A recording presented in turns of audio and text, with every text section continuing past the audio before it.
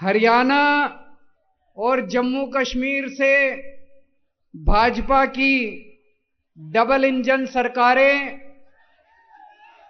जा रही हैं। दोनों राज्यों से भाजपा की डबल इंजन सरकार जा रही है। अब डबल इंजन फेल हो गया देश के अंदर।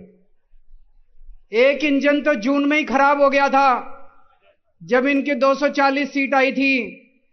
अब दूसरा इंजन एक एक करके अभी हरियाणा से दूसरा इंजन जा रहा है, फिर जम्मू कश्मीर से जा रहा है, फिर झारखंड से भी जाएगा, फिर महाराष्ट्र से भी। अब सारे डबल इंजन की सरकार जा रही है। लोगों को समझ में आ गया डबल इंजन सरकार मतलब महंगाई, बेरोजगारी और भ्रष्टाचार।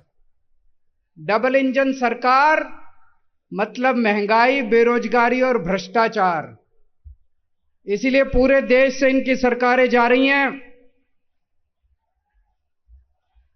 अब दिल्ली के चुनाव आने वाले हैं। दिल्ली में आके ये कहेंगे डबल इंजन सरकार बना दो, डबल इंजन सरकार बना दो। इनसे पूछना जब आए कि भाई हरियाणा वालों ने बनाई थी तुम्हारी डबल इंजन की सरकार, 10 साल तक इनकी हरियाणा में डबल इंजन की सरकार रही, तो ऐसा क्या करा तुमने कि हरियाणा में आज कोई इनको अपने गांव में नहीं घुसने दे रहा? पता है आप लोगों को, आपकी रिश्तेदारियां होंगी गांव में। मैं गया था, अभी पूरे हरियाणा में घूम रहा था, मैं चुनाव प्रचार के लिए मैं गया था। भाजपा वालों को गांव के अंदर नहीं घुसने दे रहे। मतलब जैसे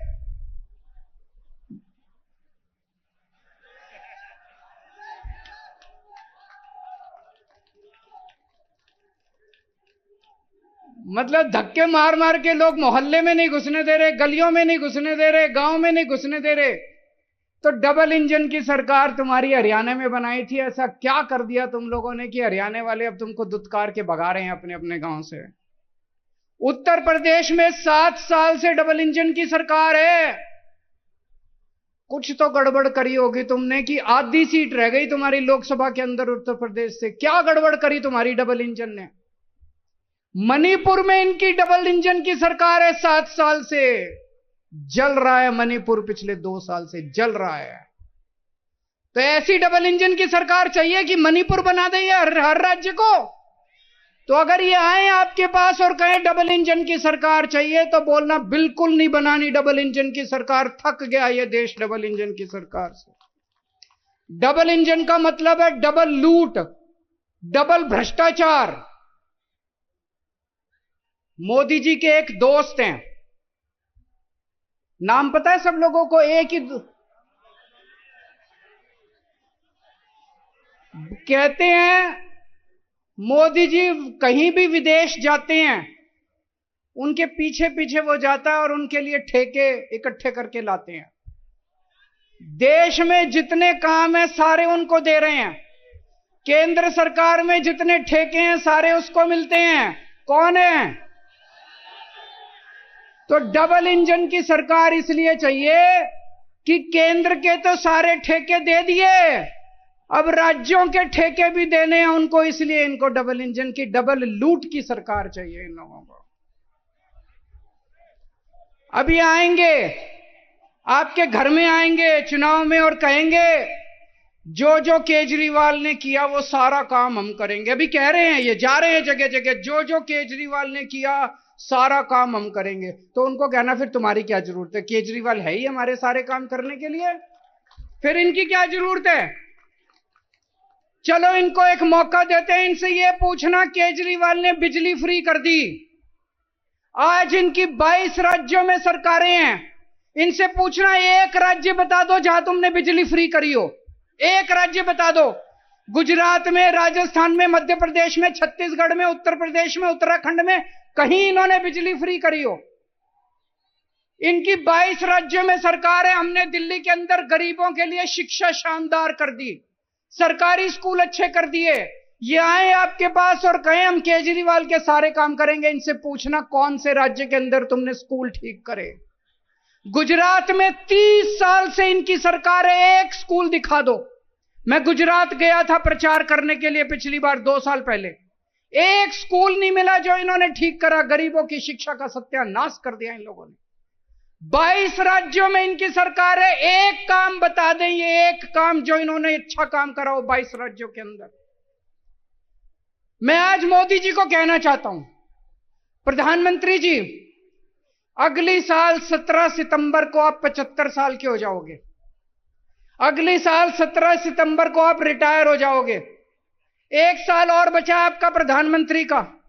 मैं चैलेंज करता हूं प्रधानमंत्री जी, इस 1 साल के अंदर आप अपने इन 22 राज्यों के अंदर कोई काम करके दिखा दो जो दिल्ली के अंदर काम हुए। बिजली मुफ्त करके दिखा दो, स्कूल ठीक करके दिखा दो, अस्पताल ठीक करके दिखा दो।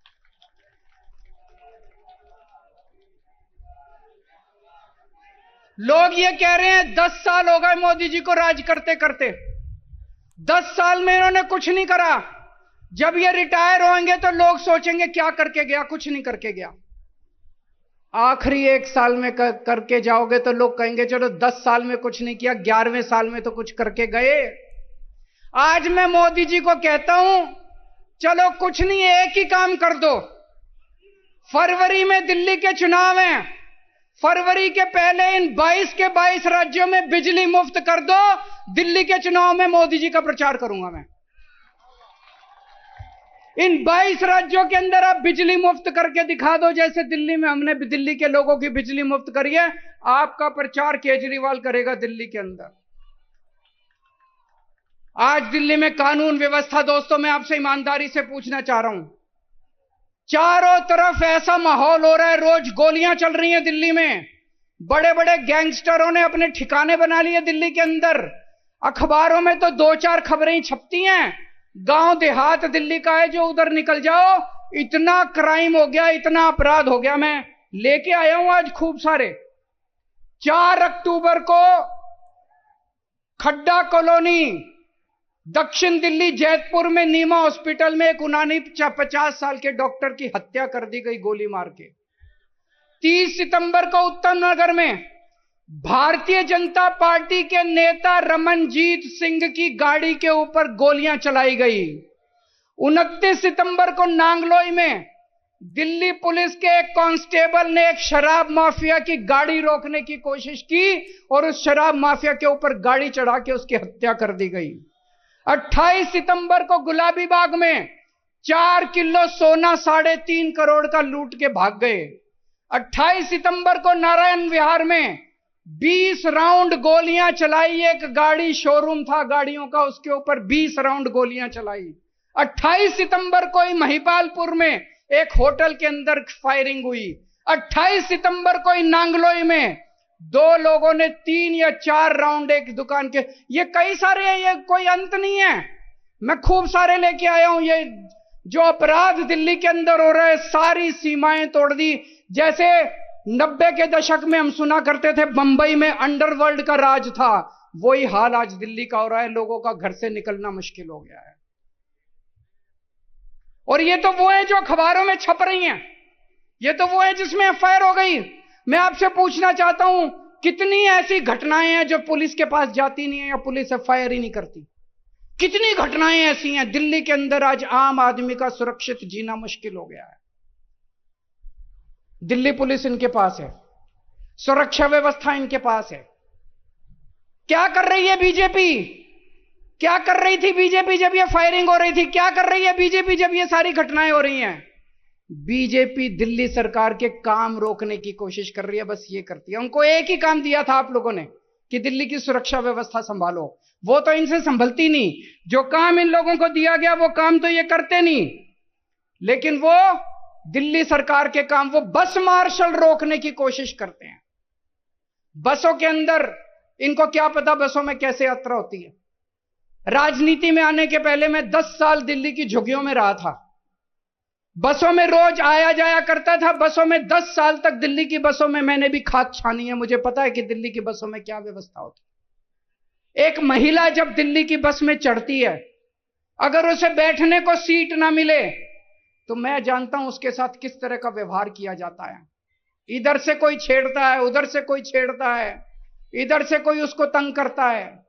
किस तरह से दिल्ली की बसों के अंदर जेब कतरे काम करते हैं, किस तरह से अपराध होते हैं। जब हमारी सरकार बनी, हमने दिल्ली में बस मार्शल नियुक्त किए। बस मार्शल जब से नियुक्त किए, मेरे को चारों तरफ से पता चलने लगा महिलाएं अब अपने आप को सुरक्षित महसूस कर रही हैं। अगर किसी बस के अंदर कोई मन चला, कोई गलत आदमी किसी महिला को छेड़ता था, वो जोर से शोर मचाती थी, बस मार्शल उसको तुरंत आके दबोच लेते थे और उसको पुलिस थाने ले जाते थे। कितने ऐसे मौके हैं, मेरे को पता है हमारे बस मार्शलों ने कितने अपराध रोके हैं, कितने जेब कतरे पकड़े हैं। एक बार तो एक छोटा सा बच्चा, 4 साल का बच्चा, उसको किडनैप करके ले जा रहे थे कुछ लोग। वो बच्चा बुरी तरह से रो रहा था। बस मार्शल को शक हुआ कुछ तो गड़बड़ है। वो एक स्टॉप पे उतरा, एक आदमी उस बच्चे को लेके, वो बस मार्शल उसके पीछे पीछे उतर गया और उसको रेलवे स्टेशन तक उसका पीछा किया। तब पता चला वो बच्चे को किडनैप करके ले जा रहा था। हमारे बस मार्शल ने उस किडनैपर को पकड़ के और उसको, बच्चे को, अपने मां बाप को लौटाया। अरे तुमसे तो नहीं संभल रही दिल्ली की सुरक्षा व्यवस्था। अगर कोई दूसरा अच्छे काम कर रहा है उसको तो मत रोको यार। अगर हमने दिल्ली की बसों में सुरक्षित व्यवस्था ठीक की थी, तुम्हें यह पूरी दिल्ली के अंदर करनी चाहिए थी। तुमने बसों के अंदर भी बंद कर दी। शर्म आनी चाहिए तुम लोगों को। इन्होंने बस मार्शल 1 साल हो गया दिल्ली के अंदर बंद किए हुए। 3-4 बार तो मैं दिल्ली के एलजी के पास होके आया। मैंने दिल्ली के एलजी के पैर पकड़े, मैंने कहा ये बस मार्शल बंद मत करो। एक तरफ इन्होंने दिल्ली में बसों के अंदर महिलाओं को असुरक्षित कर दिया, यात्रियों को असुरक्षित कर दिया। दूसरी तरफ ये बस मार्शल कौन है? ये गरीब बच्चे हैं बेचारे। 15-15 हजार रुपए मिलते हैं इनको महीने के। अरे 15 हजार रुपए में आजकल कौन नौकरी करता है? गरीब आदमी तो नौकरी करता है। कोई इनका बीजेपी के नेताओं का बच्चा तो नौकरी नहीं करता बस मार्शल की। गरीब आदमी तो नौकरी करता है। बहन जी गलत तो नहीं कह रहा? गरीब आदमी तो नौकरी करता है। इन 10,000 बस मार्शल की नौकरी छीन ली इन लोगों ने। और कितनी नौटंकी कर रहे हैं, कितना झूठ बोल रहे हैं। कभी कहते हैं कैबिनेट नोट पास नहीं किया, कभी कहते हैं फलाना नोट पास नहीं किया, ये नहीं किया। कल हमारी सारी कैबिनेट बैठ गई इनके साथ। आतिशी जी, सौरभ भारद्वाज, ये हमारे सारे मंत्री बैठ गए। बोले बताओ कहां साइन करने हैं? बोले कैबिनेट नोट पास करो। इन्होंने कैबिनेट नोट बना दिया। कल ये सारे दिल्ली के सामने, सारे देश के सामने ये नंगे हो गए ये लोग। इसका मतलब इनकी नीयत नहीं है। इनकी नीयत नहीं है। ये गरीबों के खिलाफ हैं ये लोग। ये गरीब विरोधी हैं। मेरे को पता चला जब मैं जेल में था, इन्होंने 500 डेटा एंट्री ऑपरेटर निकाल दिए अस्पतालों से। गरीब डेटा, जब आप सरकारी अस्पताल में जाते हो, खिड़की पे जाते हो, जो आपकी पर्ची बनाता है वो तो गरीब आदमी होता है जो पर्ची बनाता है। पर्ची बनाने वाले 500 आदमी निकाल दिए इन लोगों ने, बीजेपी वालों ने। 1000 आपके सीवर की सफाई करने वाली लेबर निकाल दी इन लोगों ने। जब मैं जेल में था, सीवर की सफाई करने वाले 1000 कर्मचारी निकाल दिए इन्होंने। इन्होंने अलग अलग विभागों से फेलोज निकाल दिए इन लोगों ने। इन्होंने 5000 होमगार्ड की तनख्वाह रोक रखी है 5 महीने से। इन्होंने वृद्धावस्था पेंशन रोक रखी है 5 महीने से। इन्होंने विडो पेंशन रोक रखी है, विधवा पेंशन रोक रखी है 6 महीने से। इन्होंने डीटीसी के जो पेंशनधारी हैं उनकी 8 महीने से पेंशन रोक रखी है। अरे शर्म कर लो यार। अरे भगवान से डरो तुम लोग। भगवान है इस दुनिया में, है कि नहीं है? कौन कौन मानता है भगवान है?